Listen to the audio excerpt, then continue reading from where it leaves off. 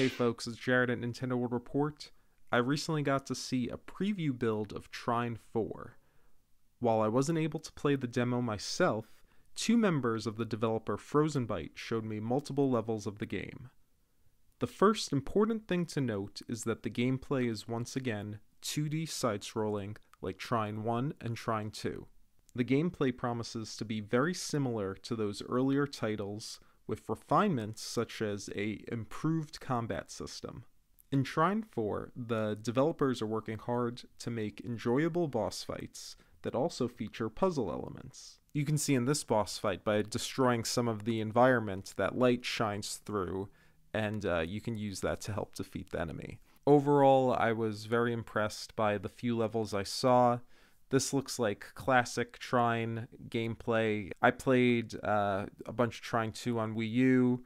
Really love that game. Just like that game, there's a whole bunch of puzzles for you to solve, and there are multiple solutions. One of the really cool things the developer showed me is that the game world is actually slightly different in single player and multiplayer, so that players will have to come up with new solutions to traverse the environment. So certain areas there might be like a hook missing, or maybe a platform will be missing. So it if you're doing multiplayer, then one of the players might have to create that platform or something like that. It seems like a fun way of changing things up. So you can play it single player, and then if you come back to the game with some friends, it's going to be a different experience, which I think is pretty cool. Another thing the team talked about was a unlimited mode. I think they were calling it unlimited mode.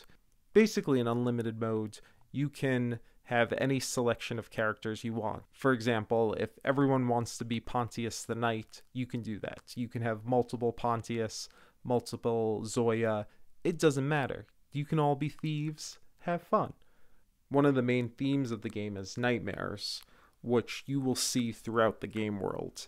Many friendly characters you encounter are also having bad dreams, which end up being your enemies.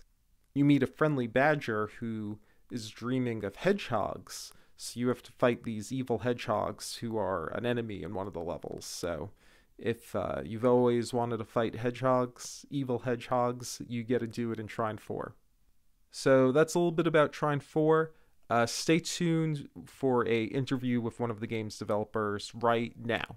Hi, my name is Kai. I'm from Frozenbyte. Trine 4 is a completely new game in the Trine series. It's obviously the fourth one, but it's called The Nightmare Prince, and it revolves around a young prince called Celius who's suffering from these intensely dark dreams, nightmares which are slipping into the real world, coming to life, causing all kinds of havoc and chaos, and it's up to the three heroes, the wizard, the knight, and the thief, Amadeus, Pontius, and Zoya, to resolve the situation and kind of retrieve him back to the Astral Academy where the wizards can properly deal with his powers. So that's kind of the background story of the game, and Trine 4 is our return to the roots of the series, so it's 2.5D side-scrolling. In Trine 4 there's a lot of new unlockable abilities for the heroes as well as upgradable abilities. So for example, the wizard, he can conjure these iron balls, which are very heavy objects, which can be used to smash walls. For example, when you combine it with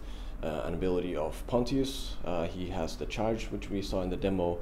Then Zoya, for example, has freezing arrows, which you can use to freeze enemies or dynamic platforms. And there's also a lot of other unlockable and upgradable abilities for the characters, some oriented more towards combat and some more towards puzzle solving, and some for both as well. But yeah, the skill trees are making a comeback in Trine 4. Yeah, you can use round objects in the environment. So for example, if you've got some giant pumpkins or pine cones or iron spheres, you can kind of run on top of those and then overcome maybe obstacles like spikes or poisonous plants, or anything really that's on the ground that you need to avoid somehow. Some of the puzzles in the game will be different depending on if you play single player or co-op. So certain puzzle elements like iron hooks or platforms might be missing in the single player or multiplayer version. So somehow the solutions that you use to solve the puzzles in single player might not apply anymore when you play in co-op. So that gives you a lot of replay value. You can kind of play the game in single player mode, solve all the puzzles, and then join with a friend, play in co-op, and then you don't know all the solutions. So a lot of ways that you can solve the puzzles again when you play in the multiplayer. I can't confirm any Switch specific features, but in terms of the content, it'll be the same as on all the other platforms. We haven't really started on optimizing for all the platforms yet, so we don't know the final specs, but it'll look great on all the platforms. Trine 4 comes out this fall on all platforms: Switch, PS4, Xbox One, PC as well.